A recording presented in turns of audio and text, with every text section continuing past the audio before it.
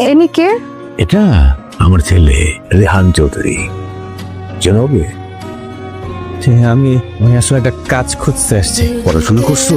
হ্যাঁ, কাজকর্ম পারেন তো? সব পারি, সব। রান্না করতে পারেন?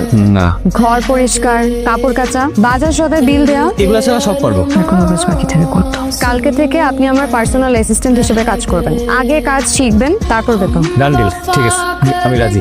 ম্যাডাম, কয়টা বাজে? Sorry madam. জীবনে সময় জ্ঞান থাকা অনেক বেশি জরুরি, নাহলে বড় মানুষ হতে পারবেন না।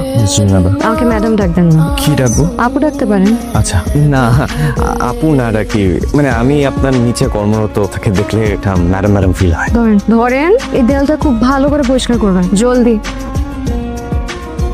যাইবা কোথায় যাবে? মনাবাজার। হ্যাঁ যাবো। কত নিবা? 70 টাকা। চলো। এখান থেকে এখানে 70 টাকা ভাড়া হয়, আজীবন 30 টাকায় গেছে। 40 টাকা দিয়ে না পা। 30 টাকা যাবেন আপনি? 30 টাকা মানে 30 টাকায়। উঠেন।